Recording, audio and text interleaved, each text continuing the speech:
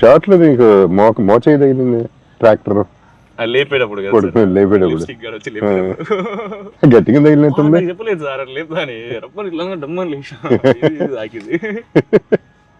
బాగానే తగిలినాయి సినిమాలు. బొప్పు వచ్చిందా సార్? షూటింగ్ అయిపోదాకా ఉండే సార్ అది ఎల్బోకి తాకింది, ఇక్కడ తాకింది.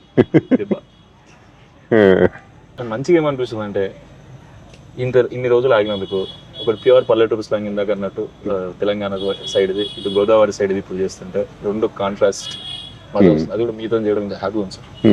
సూపర్ హ్యాపీ ఉంది సార్.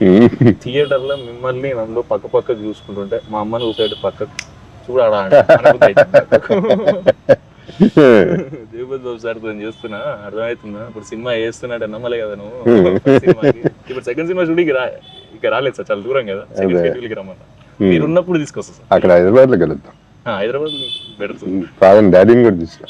డెఫినెట్లీ తీసుకొస్తా. ఆయన షాక్ అయ్యారు కదా నీ డైరెక్షన్ చూసి. అవును సార్. నేను సైలెన్స్ అనగానే అందరూ ఊరుకోవడం అనేది పెద్ద హైలైట్. అది అంటే సిక్స్ కదా సార్, అట్లా అలవాటు అయిపోయి మా డాడీ ఏంటంటే ఏదైనా ఇప్పుడు నీ మాట వీళ్ళందరూ ఏంటరా ఇంటర్ డాడీ ఎందుకంటే నీ మాట అన్నట్టు ఇంటర్ డాడీ చూస్తా సైలెన్స్ అనగానే అందరూ ఒక్కసారి అయిపోయారు. ఇద్దరు పని చేసుకునే అంట. ఒక నిమిషం షాక్ అయ్యాడు. ఓకే నిజంగా సినిమా తీస్తున్నాడు అంటే వాళ్ళ ఫ్రెండ్స్ వాళ్ళ కొడుకులు కూతుర్లు ఫారెన్ వెళ్తుంటారు, జాబ్ చేస్తుంటారు. ఎక్కడ తప్పు కోతాశలకు పోయి తప్పుతో పడతానేమో అని బాధ అంతే. ఎందుకంటే ఎస్ఐ కావాలని ఉండే కదా. ఎస్ఐ అంటే మా డాడీ ఇంటి ముందు జీప్ ఉంటది, మంచిగా ఒక రెస్పెక్ట్ ఉంటది. అది అంటే అందుకే జీప్ ఉన్నా సార్ మేము ఫేమస్ అయిపోయినా మా డాడీ కోసం. అట్లాంటిదానికి కదా. సో ఈ షూట్ ఎంజాయ్ చేస్తున్నా తర్వాత సూపర్ ఎంజాయ్ చేస్తున్నాం. యాక్చువల్లీ పాపం దాట్ వే ప్రొడక్షన్ చాలా బాగుంది. అది నీట్ గా అంటే ఈ పల్లెటూరులో కూడా మనకి ఇబ్బంది లేకుండా చక్కగా చేస్తుంది. సో స్మూత్ గా వెళ్తాం. Let's see. మీరు రాకముందు కూడా ఇంతే సార్, చాలా నీట్ గా ఇక్కడ ఏ ఇబ్బంది లేకుండా.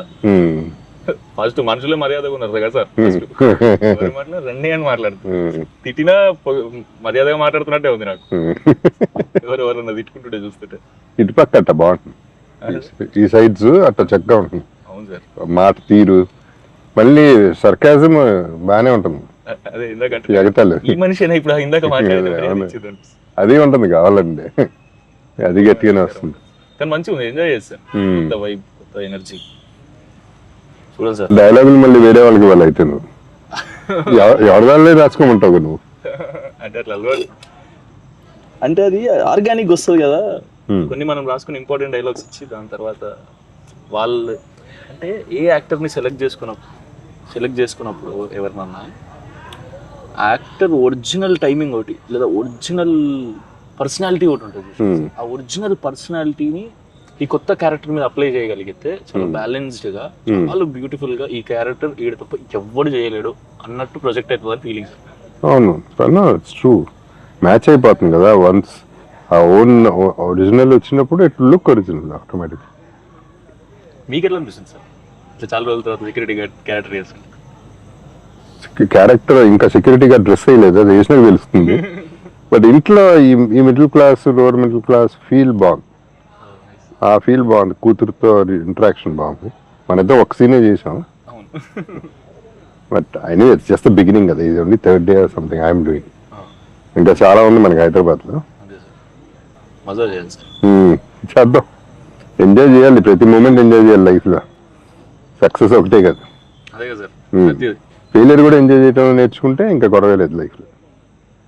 సజెషన్ ఏంటి సార్? తీసేసుకుంటా. సజెషన్ ఏం అవసరం లేదు, నువ్వే నేర్చుకుంటావు. ముందు జాగ్రత్త పడతా సార్, ఇట్లాంటిది రాబోతుంది అంటే కొంచెం ప్రిపేర్ అయ్యి ఉంటుంది సార్. ఏదైనా చెప్పండి సార్ యంగ్స్టర్స్ కి. ఏదైనా అందరికీ అప్స్ అండ్ డౌన్స్ ఉంటాయి కదా, చూస్తాం ఆటోమేటిక్లీ.